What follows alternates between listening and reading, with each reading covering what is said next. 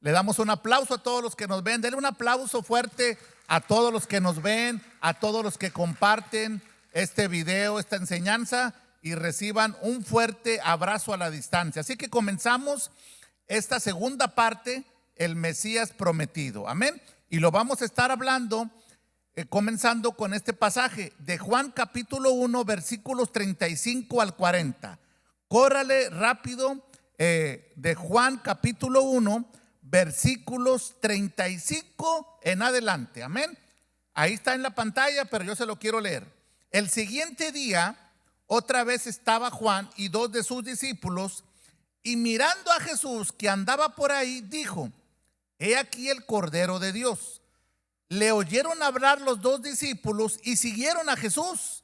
Versículo 38, estoy en Juan capítulo 1, versículo 38, para los que nos ven y para los que están aquí. Y volviéndose Jesús y viendo que le seguían, les dijo: ¿qué buscáis? Ojo con esta pregunta, ¿qué buscáis? Ellos le dijeron: Rabí, que traducido es maestro, ¿dónde moras? Versículo 39, le dijo: venid y ved. Fueron y vieron dónde moraba, y se quedaron con él aquel día, porque era como la hora décima. Versículo 40, ¿está conmigo por ahí? Pero diga un fuerte amén, amén. Andrés, hermano de Simón Pedro, era uno de los dos que habían oído a Juan y habían seguido a Jesús. 41. Con esto concluimos. Este halló primero a su hermano Simón y le dijo: hemos hallado ¿a quién? Pero dígalo fuerte: hemos hallado al Mesías, que si lo traducimos al español debería ser Cristo. ¿Por qué es importante esto? Porque en hebreo, españolizado o traducido, sabemos que es Mesías, pero en el original, usted lo va a encontrar de diferentes, ¿cómo se llama? Traducciones, pero la idea es el Mesías. En griego, pues es Christos, que es Cristo. ¿Cuál es el asunto con esto? Que hay gente que se considera mesiánico. No sé si usted lo ha escuchado. Amén. Y usted preguntará: ¿qué tiene que ver eso? Cuando nosotros no somos entendidos, usamos cualquier tipo de lenguaje, terminología, que puede parecer bonita, puede parecer religiosa, pero que no está alineada a la verdad presente. ¿Cuántos habían escuchado ese término mesiánico? Amén. Yo sé que ya lo había escuchado. ¿Y qué se refiere? Cuando nosotros decimos esta persona es mesiánica, lo que se está refiriendo, ojo, para que vea que hay muchos términos que a veces ignoramos, que ellos creen, como judíos principalmente, ellos creen en el Mesías, pero reconocen a Jesús como el Mesías. Pero ellos no abandonan su religión judía. Son judíos que han creído, pero ellos practican y siguen los ritos, la tradición de la religión judía. ¿Por qué es importante esto? Y quiero profundizar un poquito. Dios al pueblo de Israel no le dio la religión judía, le dio la ley. Amén. Sígame. La religión judía tiene tres divisiones más importantes. Tiene más divisiones, pero tiene tres divisiones. Miren lo que hace el hombre. Dios a ellos les da la ley, no les dio la religión judía. El hombre establece la religión judía y luego todavía entre esa religión judía hay tres divisiones. ¿Ve la confusión? Amén. ¿Por qué es importante eso? Porque eso fue para el pueblo de Israel. En nuestro tiempo, yo sé que esto a veces es un poquito, digamos, de reconocer o aceptar por nuestra tradición. Dios a sus elegidos no nos dio la religión cristiana. Ya ahí se puso más difícil la cosa, ¿verdad? Pero pastor, yo soy cristiano. Sí. ¿Por qué? Porque si nosotros decimos que yo practico la religión cristiana, yo practico ¿qué? Ritos, ceremonias, liturgias. ¿En qué escritura usted ve? Alguien me dijo por ahí, sí, pero en Antioquía les llamaron cristianos, sí. ¿Quién los llamó? ¿Los hijos? ¿Jesús? ¿O lo llamó la gente de afuera? La gente de afuera. Ellos actúan como Cristo, como Jesús. Por eso se les llamó cristianos. Pero nunca dijo el Señor que hicieran la religión cristiana. Lo que Dios sí nos dio, y esto es lo importante, nos dio la vida de Cristo. Nos identificamos, pero en realidad lo que nosotros tenemos no es una religión, sino la vida de Cristo. Amén. Le voy a poner un ejemplo de un religioso cristiano. Yo oro, yo hago esto, yo hago lo otro, nada más, y por eso pienso que ya soy un buen cristiano. No, la idea es que usted exprese la vida de Cristo, no la religión cristiana. ¿Qué hace lo que muchas veces va una persona a una nueva congregación? Hermano, Dios le bendiga. Y entonces, ¿qué hace la persona? Aprende la forma de cómo se lleva a cabo toda la liturgia y entonces dice, ya soy cristiano. No, muchas veces es un seguidor de Cristo o de la liturgia, pero no necesariamente experimenta la vida de Cristo. ¿Por qué? Porque yo puedo conocer algunos principios del cristianismo sin expresar la vida de Cristo. Amén. Pero prosigamos adelante. Aquí lo que vemos primeramente, dicen que ellos han hallado al Mesías. ¿Ok? La semana pasada dijimos que la primer profecía del Mesías estaba en Génesis 3:15. Amén. La primer profecía, eso usted se lo tiene que, digamos, recordar claramente, para que nadie le venga a desvirtuar la palabra en base a lo que ya está escrito. ¿Por qué es importante esto? Vayamos un poquito a recordar la historia.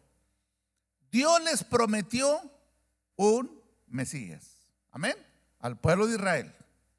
Se los prometió. Que el significado literal es un ungido. Amén. ¿Estamos todavía aquí? ¿O ya se fue allá con Adán y Eva en Génesis capítulo 1? Si está por allá está bien, no se me pierda. Ahora, ¿por qué es importante eso? Porque el pueblo de Israel esperaba, sí, un Mesías, un ungido, pero ¿de acuerdo a qué? A su necesidad.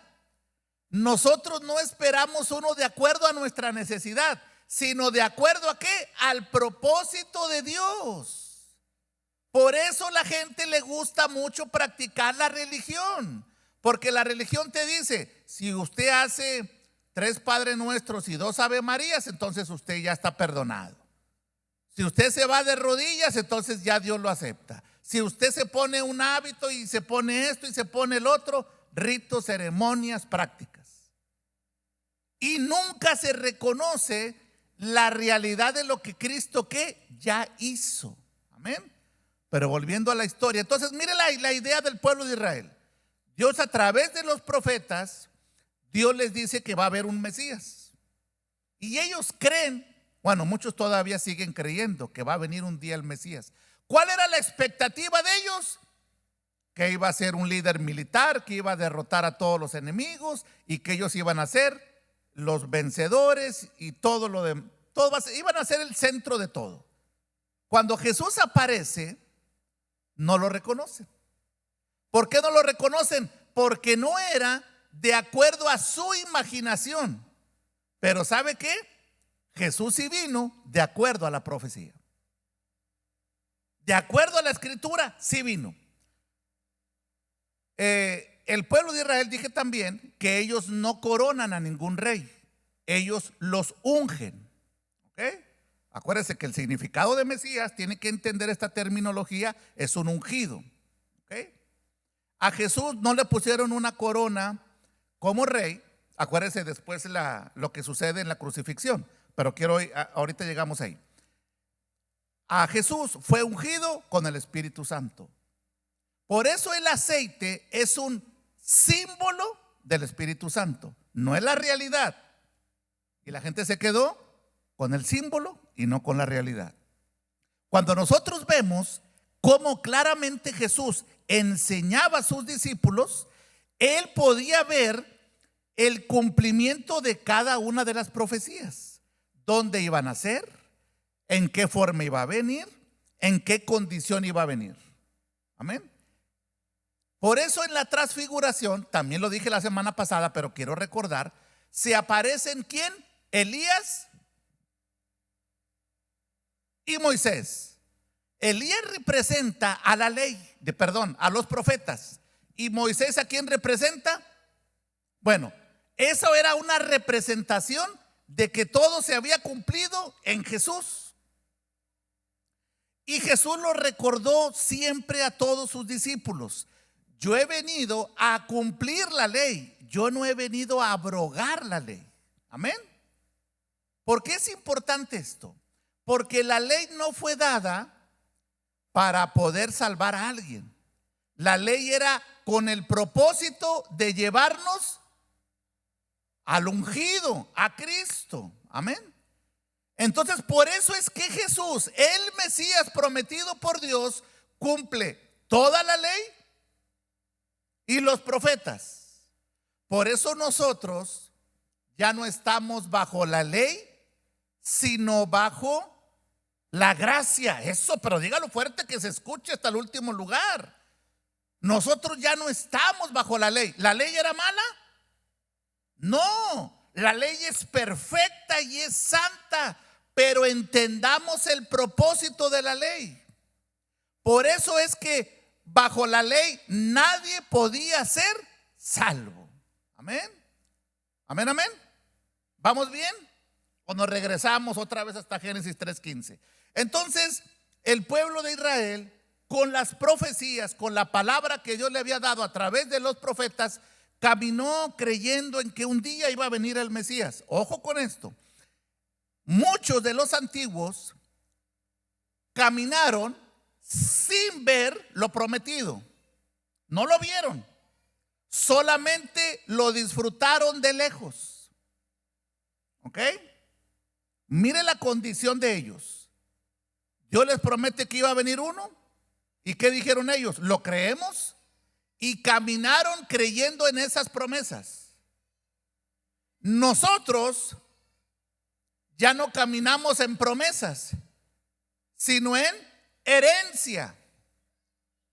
Ya Jesús cumplió y después de su obra perfecta, nosotros disfrutamos de una realidad más poderosa.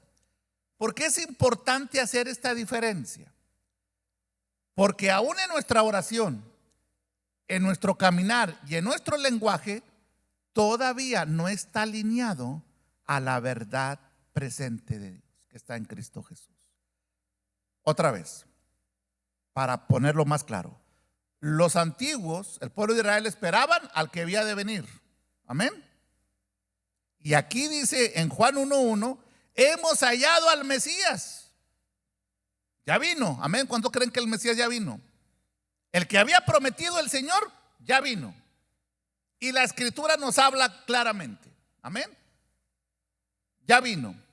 Yo le pregunto, ¿cumplió toda la ley? ¿Cumplió los profetas? ¿Fue obediente? ¿Venció la muerte, el pecado, todo? Y esa victoria nos la ha dado a nosotros. Eso es verdad presente. Consumado es ya. Entonces, mi confianza, mi caminar y mi lenguaje debe estar enfocado en lo que el Mesías prometido ya cumplió y consumó en la cruz o en su muerte y resurrección. Yo ya estoy en esa realidad. Diga, ya estoy en esa realidad. Pregúnteme, ¿por qué es importante eso? Porque ahora yo no espero a ver si Dios me escucha, a ver si Dios hace algo, a ver si Dios me da la victoria, a ver si Dios me va a proveer, a ver si Dios va a entenderme, a ver si Dios va a interceder. No, mis amados, eso ya está declarado sobre sus hijos. ¿Cuántos lo creen? Entonces yo ya no camino con inseguridad, sino debo de caminar como torero, con confianza. Si el torero camina confiado en él, que él puede darle al toro, ¿verdad? Usted debe caminar en la obra perfecta de Cristo. ¿Cómo? Con seguridad, con confianza, no exento de situaciones. Porque esta es la parte que a muchos cristianos como que les da algo, no sé, hasta me tartamudeo yo. Pero entonces, si yo soy cristiano, hijo de Dios, y tengo todo eso, ¿por qué me suceden todas las cosas? Mire, yo amanecí con el ojo bien rojo. ¿Y eso me quita de que soy hijo de Dios? No. Y sabemos que los que aman a Dios todo ayuda para bien. No dice que Dios te va a explicar todo, nada más que creamos de que todo ayuda para bien. ¿Por qué? Porque ya todo lo que necesitaba nuestra vida ya fue provisto en la cruz. El perdón de nuestros pecados, la provisión, la santidad, todo fue provisto en la cruz para sus hijos. Yo estando en esta realidad, yo ya la debería ¿qué? Primero entender y disfrutar. No, pastor, pero usted no sabe, mire las noticias y aquí que me duele la pierna y que acá y los problemas, sí. Pero entonces, ¿desde qué posición tú estás caminando? ¿Desde lo que un día va a pasar o de lo que ya fue consumado? Esta parte, mis amados, todavía como hijos de Dios no avanzamos. Pareciera que nosotros estamos esperando al Mesías. Pareciera. Y se nos olvida que Él ya vino, ya cumplió, ya murió, fue el sacrificio perfecto, resucitó, se sentó a la diestra del Padre y nosotros nos sentamos juntamente con Él. ¿Cuánto le da un aplauso al Señor por eso? Ya, mis amados, dijo una vez un predicador, si ya Dios te sentó en lugares celestiales y te ha declarado en su orden rey y sacerdote, ya reina, mi hermano. Ya no pierdas el tiempo en cosas que distracciones y problemas. ¿Sabe qué es lo que pasa? Que inconscientemente nos llenamos de información del mundo, entretenimiento, noticias, malas noticias, problemas, chismes, farándula. Entonces nuestra mente camina inconscientemente más con eso que con la realidad espiritual que ya nos gobierna. Por eso Romanos 12:2 dice: no se amolden al mundo, a esta manera de pensar, sino que renueven su mente para que puedan comprender cuál es la voluntad de Dios, agradable y perfecta. Amén. Amén, amén. Entonces, ya el Mesías prometido, el ungido, mire qué importante. En la antigüedad solamente se ungía a reyes, sacerdotes y profetas, solamente. Pero se les ungía para una asignación especial. ¿Ok? El Mesías prometido cumplió las 3 asignaciones. ¿Cuántos lo sabían? Cumplió de rey, de sacerdote y de profeta. Lo que era una sombra, Él lo cumplió como una realidad perfecta. Y nosotros pareciera que todavía nuestra manera de pensar está pensando. ¿Cuántos admiran al rey David? Yo lo admiro. Pastor, pero falló. Dios dice que es conforme a su corazón. Y la gente a veces pues es un poco negativa. Pero es que falló. Pues bueno, todos hemos fallado, ¿va? Con la vara que mida serás medido. Fue el mejor rey de Israel. Pero él solamente cumplió esa misión. El profeta Elías, poderoso, maravilloso. ¿Ok? Pero Jesús cumplió más que el rey, más que el profeta y más que el sacerdote. Y ese es nuestra realidad presente. Amén. ¿Está conmigo todavía aquí? Amén. Colosenses 2:14. Ese Mesías, cuando viene a la cruz, créame, mis amados, mucha gente va a celebrar el 24 de diciembre. Está bien. Cada momento debe ser para darle gloria a Dios. Sabemos que no nació, pero si la gente en la tradición, en la cultura, lo que sea, tiene ese día para celebrar, aprovechemos para afirmarle una palabra. Amén. No es tampoco irnos a un extremo. Es que no nació ese día, nació, olvídate de eso. Lo importante es que cada momento Cristo sea anunciado. Que el 25, hoy qué día es, 7, 8, 7. Hoy anunciamos de Cristo. El 8, anunciemos de Cristo en toda ocasión. Colosenses capítulo 2, versículo 14. Anulando el acta de los decretos que había contra nosotros. ¿Cuántos saben que el enviado, el ungido, el Mesías, en esa cruz anuló, quitó todo lo que había en contra suya? Todo lo que usted le debía al Señor, ahí el Señor lo dijo, queda anulado. ¿Y por qué lo pagó? Porque Él ofreció su sacrificio perfecto de una vez y para siempre, y con ese sacrificio nos hizo perfectos de una vez y para siempre. Amén. Que nos era contraria. Usted le debía mucho al Señor, no se preocupe, yo le debía más. Bueno, no me entendió, ¿verdad? Usted le debía mucho al Señor, yo también le debía, y a lo mejor hasta más. Quitándola de en medio y clavándola en la cruz. Por eso es que cuando usted vea la cruz, usted debe de ver el mayor expresión de amor de Dios por sus hijos. Si Dios nos entregó a su Hijo, ¿cómo no nos entregará todas las cosas? Pero todavía eso como que no lo creemos. ¿Ok? 15. Despojando a los principados y a las potestades, los exhibió públicamente, triunfando sobre ellos en la cruz. Se lo tengo que repetir porque tristemente he escuchado mucha gente que para todo es que es el diablo, es que es el diablo, y todo le echan la culpa al diablo. Pastor, es que el diablo, es que usted no sabe. Pues lea la escritura. Y despojando a los principados y potestades, los exhibió públicamente, triunfando sobre ellos en la cruz. Por eso es que la victoria de Jesús es absoluta. Jesús no venció sobre un grupo de personas, sobre el 95%, no. La victoria del Señor fue 100% perfecta y completa, y esa victoria te la dio a ti. Por eso tú debes de caminar como bendecido, como victorioso. ¿Y por qué nos cuesta eso? Porque no entendemos y no, decía la pastora, no le echamos más lumbre al fuego. Se nos apaga. Ese contexto de echarle lumbre, usted no lo entiende ahorita. Bueno, muchos todavía sí, que están en el monte, la sierra, sí usan eso. Pero como usted aquí todo es electrónico, ya nada más falta que le diga: Alexa, préndeme la estufa. Amén.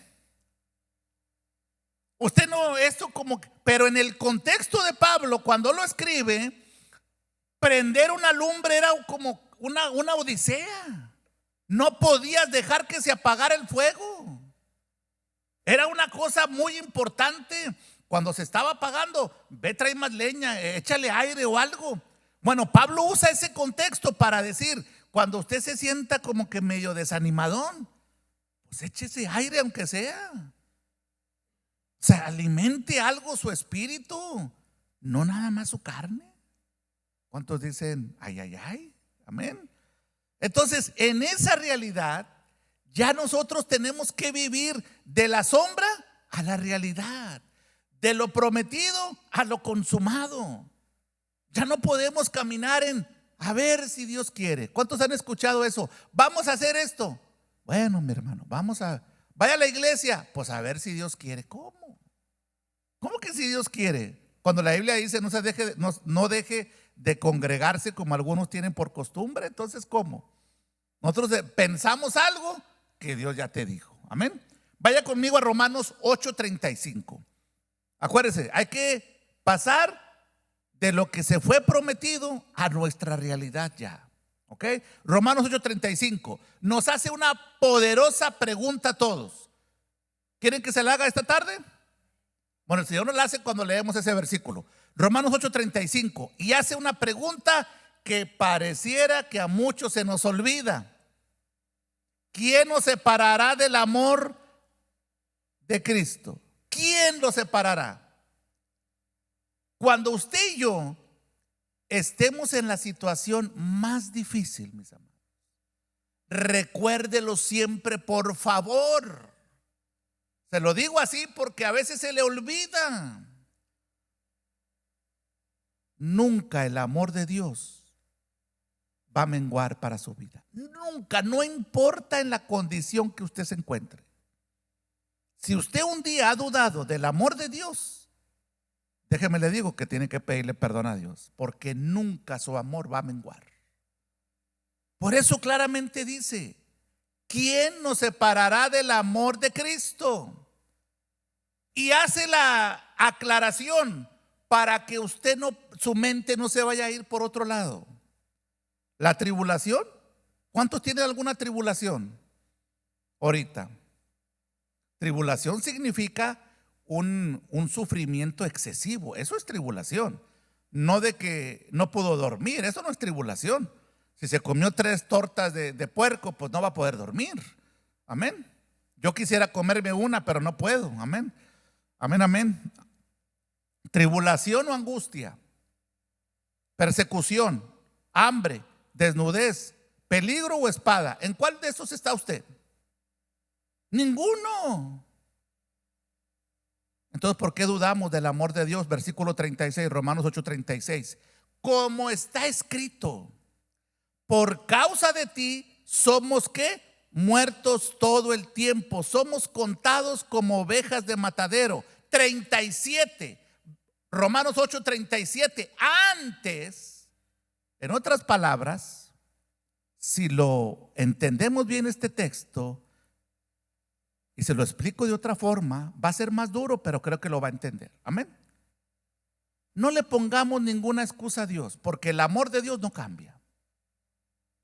Esos solamente son unos ejemplos de la condición en la que pudiera estar usted. Pero dice: antes de cualquier condición o circunstancia que tengamos, en todas estas cosas. ¿En cuántas cosas? En todas. ¿Somos más? No, a veces parece que muchos son más, como que todos nos quejamos. ¿Cómo se dice así? Ándele. Para todo le buscamos queja, para todo le buscamos el pero, para todo mis amados, ya es tiempo que creamos la palabra del Señor. ¿Qué dice otra vez? En todas estas cosas somos. Ni siquiera está diciendo que es vencedor, está diciendo que es más. ¿Y cómo se ve usted esta mañana, esta tarde? Así se debe de ver. Y dígalo: más que vencedor. Ve, hasta eso le cuesta trabajo decir. Pero si no lo dice, no nos vamos de aquí. Más que vencedor. No, pero dígalo con ganas, con el fuego del Espíritu. Más que vencedor. Esa salió bien, pero que salga mejor. 1, 2, 3. Dale un aplauso al Señor, amén. Dele un aplauso al Señor. Porque si usted no lo repite y lo cree en su vida, siempre vivirá con la queja, con la preocupación, angustiado, decepcionado del mundo, de la iglesia, de Dios. Y ya sabe qué es lo que va a pasar eso. Usted se separará del cuerpo de Cristo. Entonces usted en la casa, yo aquí hago, oro ya, y su mente se confunde. Y usted piensa que está creciendo, cuando la Escritura dice que cada uno de nosotros debemos de crecer como cuerpo de Cristo. O a ver, su mano, ¿a cuántos su mano se quedó en la casa? A ver, fíjese, a lo mejor se le quedó en la casa y no se ha dado cuenta. ¿A cuántos le quedó el pie en la casa? ¿A la cabeza? Bueno, algunos sí, ¿verdad? Porque parece que la cabeza anda por todos lados. Pero el cuerpo no puede estar dividido, mis amados. Amén. Muy bien, creo que sí lo entendimos. Antes somos más que vencedores, pero no gratis. ¿Ok? No fue automático, más bien, sino por medio de aquel que nos amó. El Mesías que esperaba el pueblo de Israel y que muchos todavía esperan, ya vino, ya cumplió, y parece que a muchos hijos de Dios no les ha amanecido que el Mesías ya vino. Pareciera que caminan esperando lo prometido. A ver si un día Dios me escucha, me concede. Dice nuestra hermana Nereida, pues Dios escucha, Dios contesta. Pero ¿cómo lo hace Dios? En su propósito. Dios no opera fuera de su propósito. Y eso es lo que nosotros a veces no entendemos. Nosotros queremos, yo pido algo hoy y a las 4 que ya esté listo. Si no son las recetas de Walmart o de CVS. A las 5 venga por ellas y a veces vas y ni siquiera están. No, Dios opera en un orden. Recuerde, usted es más que ¿qué? Entonces, ¿por qué dudamos del Señor? Amén. Amén, amén. Muy bien, pero seguimos.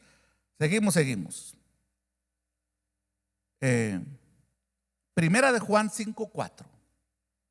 Yo le estoy diciendo algunos principios que el Señor ya cumplió y que yo debo conocerlo para apropiarme de él. Amén. Pero ojo, se va a apropiar legalmente. No es que usted va a ir a tomar posesión de algo que no le corresponde. Eso es invasión. Amén. Listo. Primera de Juan 5:4. Porque todo lo que es nacido de Dios vence al mundo. Y esta es la victoria que ha vencido al mundo, nuestra fe. Versículo 5. ¿Quién es el que vence al mundo? Sino que el que cree que Jesús es el Hijo de Dios. Porque en ninguno otro hay salvación más que en Él. Pero es que yo tengo mi religión, yo aquí tengo mi altar, yo aquí tengo mi forma de pensar y todo, y hacen una historia. Y la gente piensa, no es la forma que yo agrado a Dios. Pero ¿en qué parte nosotros queremos practicar más los ritos que la realidad? Si viera qué tal, es más, se la voy a poner así. A una persona que ya tiene años practicando una religión y rito, le es muy difícil cambiar su manera de pensar. Muy difícil.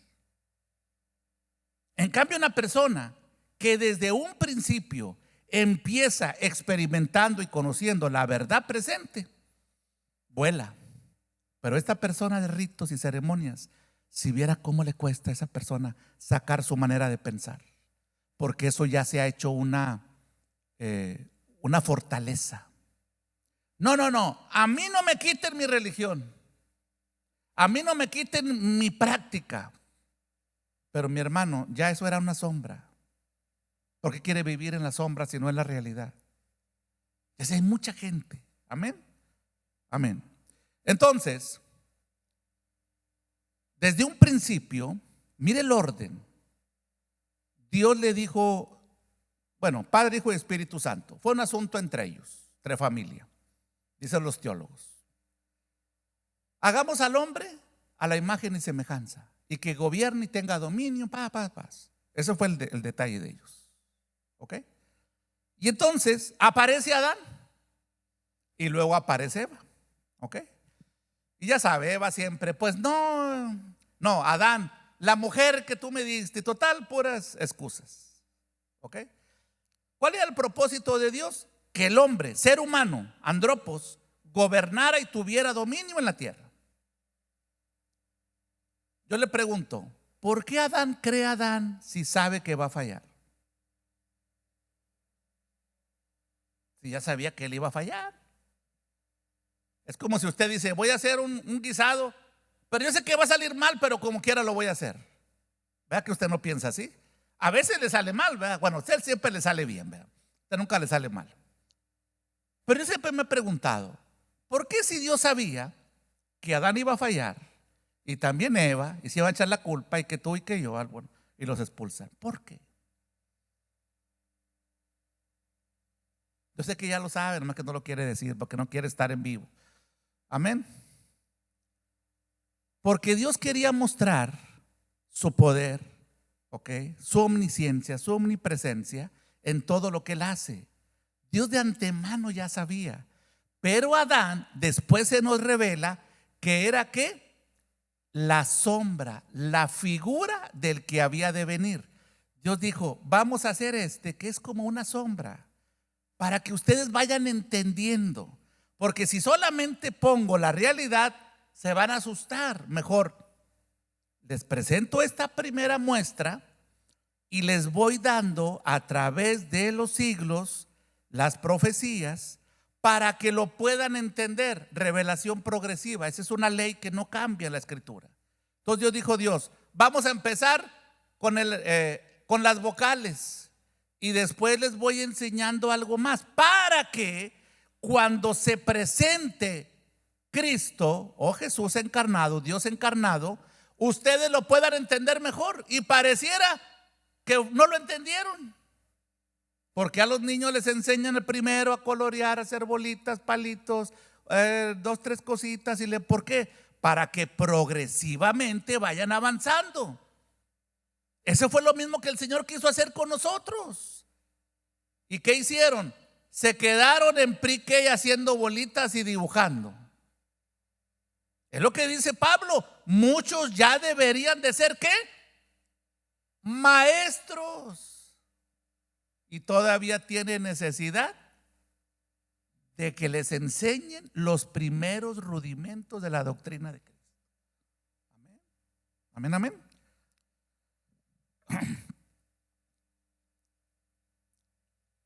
¿Cuál fue la misión principal del Mesías? ¿Cuál fue la misión principal de él? Usted puede decir, pues la salvación, ayudarnos en nuestros problemas, sanar al paralítico, al pobre. Y usted va a encontrar mil significados.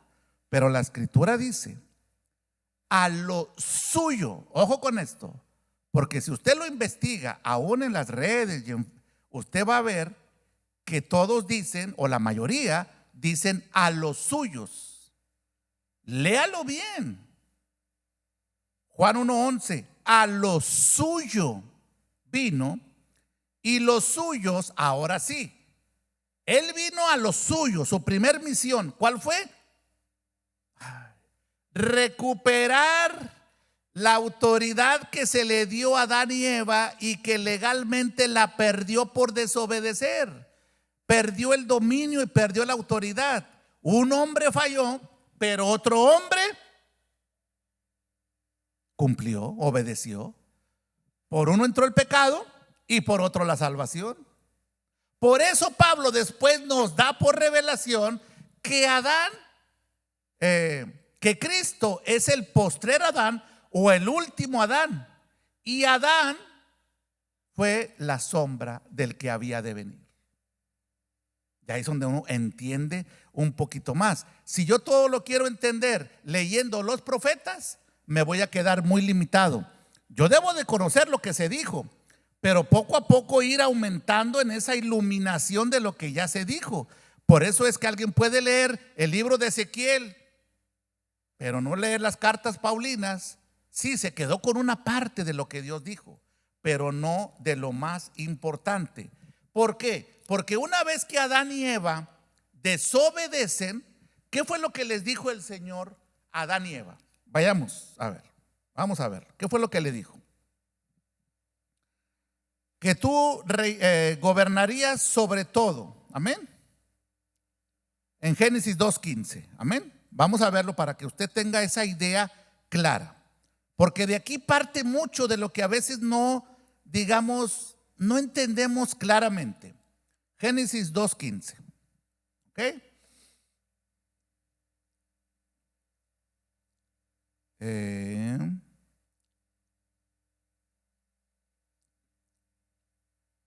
15, ¿está conmigo? Génesis 2:15.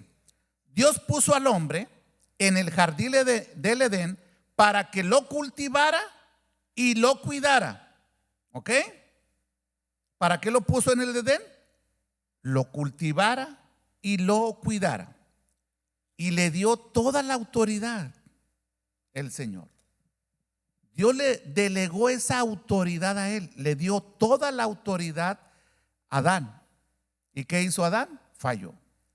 Entonces, mire, Dios es legal, no legalista. Legalmente, ¿qué hizo Adán? Por desobedecer, ¿qué hizo? Perdió toda la autoridad. Por eso el Señor los sacó del Edén, de ese ámbito de gobierno. Fueron expulsados porque ya perdieron la autoridad. ¿Y cómo quedaron? Desnudos, en tinieblas, enemigos de Dios. Entonces, cuando dice la Escritura que a lo suyo vino, fue a recuperar lo que se había perdido, el reino. ¿Ok? ¿Y cómo lo recuperó? Legalmente. Uno desobedeció y uno obedeció perfectamente. Ahora, para recuperar todo eso, desde Adán hasta Cristo, por eso es que la última frontera de Adán es la cruz. Porque todo ese tiempo no había ¿qué? Un redentor. Cuando el Señor viene y cumple, su misión era clara: recuperar lo que se había perdido. Y los suyos no lo recibieron. Pero a todos los que creen en su nombre, ¿qué dice? Les dio la potestad de ser hechos hijos de Dios. ¿Cuántos hijos de Dios estamos aquí? Amén. Ahora yo como hijo disfruto los beneficios reales. ¿Cuántos saben que Jesús viene de una genealogía de realeza? ¿Cuántos saben que viene de la descendencia de David? Amén. Para que se cumpliera toda la ley y los profetas. Bueno, como usted está muy animado, vamos a seguirle. Amén. Ya cuando lo vea desanimado, pues entonces ahí nos quedamos. Romanos 5:14, avancemos, ahorita vemos ese. Bueno, ya lo vimos. Romanos 5:14. Rápido, corramos. Acabo si ya lo vimos los martes. Amén. Ya se lo tiene que saber de memoria. No obstante, reinó la muerte desde Adán hasta Moisés, aun en los que no pecaron a la manera de la transgresión de Adán, el cual es ¿qué? Figura del que había de venir. Muchos se quedaron con la figura de Adán y no con la realidad de Cristo. Romanos 5:17. Pues si por la transgresión de uno reinó la muerte, mucho más reinarán en vida por uno solo, Jesucristo, los que reciben la abundancia de la gracia y el don de la justicia. Decíamos el martes que nosotros ya no nos debemos de ver como hijos perdonados, sino como hijos ¿qué? Justificados, aceptados plena y completamente. Ya lo que le debíamos al Señor estando en Adán ya fue pagado por el postrer Adán. Así que usted ahora es un hijo justificado, bendecido y victorioso. Ahora hay que pasar de lo real, de la realeza a lo real. Ya me estaba confundiendo. ¿Cuántos son reyes y sacerdotes? Una posición de realeza, pero todavía no lo pasamos a la realidad. Como que todavía eso nos cuesta. ¿Sabe por qué? Por nuestra manera de pensar. Ahí es donde chocan nuestras ideas, nuestra cultura, nuestra forma de pensar. Cuando tú le dices, no, yo soy más que vencedor, te van a ver mal. No, pero es que yo ya todo lo puedo en Cristo. La gente se te queda viendo, porque mucha gente le cuesta aceptar esa realidad. Amén. Pero usted tiene que ejercitarse. Ahora sí, el último.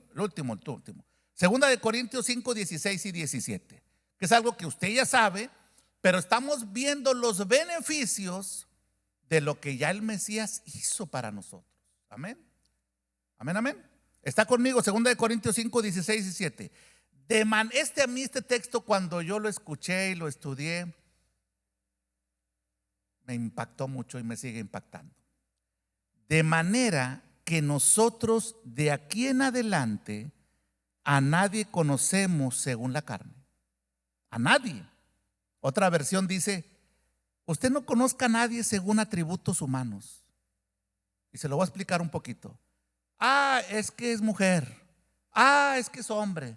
Ah, que es blanca. Oh, es media morenita. Olvídese de eso. Nosotros ahora somos el cuerpo espiritual de Cristo. Nosotros debemos de vernos como espíritus vivificados. Estamos en un cuerpo, pero en realidad nosotros ya somos espíritus. Pero eso todavía cuesta un poquito. Amén. Eso es lo que dice la Escritura. Según la carne. Y el ejemplo es el que a mí más me impacta. A nadie conocemos según la carne. Y aún, si a Cristo conocimos según la carne, ¿qué dice? Mire el asunto. El pueblo de Israel esperaba al Mesías. Dios encarnado, Jesús, vino, murió. Y Pablo dice, avancen más. Ya no solamente conozcan a Jesús, conozcan al Espíritu vivificante. Y todavía nos cuesta eso también. Por eso es que la gente, y sorry lo que le voy a decir, pero tenga paciencia. La gente se enamora más de una imagen de Jesús y le tiene más fe a esa imagen de Jesús que a entenderlo en el Espíritu. Y como hijos ya tenemos esa realidad de nosotros. Póngase una tarjetita que es milagrosa. No puede salir de su casa si no la lleva en su cartera, porque si no la usa le va a atropellar, se le va a caer un rayo, no sé qué. Y la gente le tiene una devoción a esa práctica. Y Pablo nos está diciendo, si aún ustedes lo conocieron en la carne, a Jesús encarnado, perdón, a Dios encarnado, vayan a otro nivel. El que se une al Señor, un espíritu. No dice que el que se une al Señor, una estampa es con Él, un rito es con Él. No, un espíritu. Cuando entendamos que Dios y nosotros somos uno, vamos a caminar diferente. Pero tenemos que entenderlo. Amén. Ok. 17. De modo que es un texto que muchos conocen, pero yo siempre he visto que ignoran el 16. Conocen el 17, pero no lo entienden. De modo que si alguno está en la religión cristiana, en la práctica, en las cosas, no, en Cristo, que es el Mesías, ya esa es la realidad. ¿Nueva qué? Criatura es. Las cosas viejas pasaron, he aquí son hechas nuevas. Por eso es que usted es una nueva criatura. Pero eso todavía nos cuesta trabajo. Cuesta trabajo. No, pero es que yo soy hijo de yo soy hijo de doña Irma. Sí, está bien, en lo natural. Pero tú ya eres una nueva criatura nacida de una simiente incorruptible.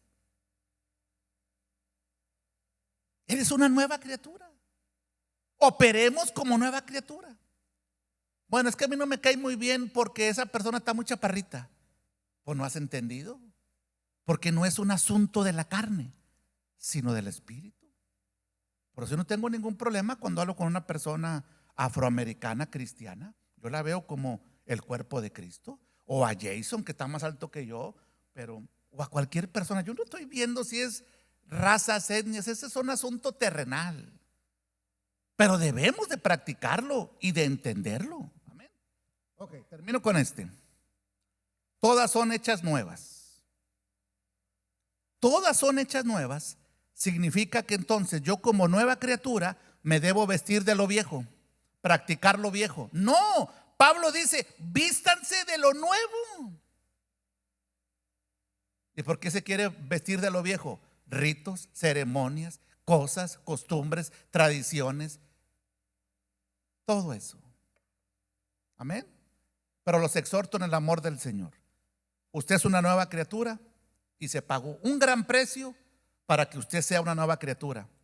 Honremos a Dios obedeciendo y siendo la expresión de Cristo aquí en la tierra.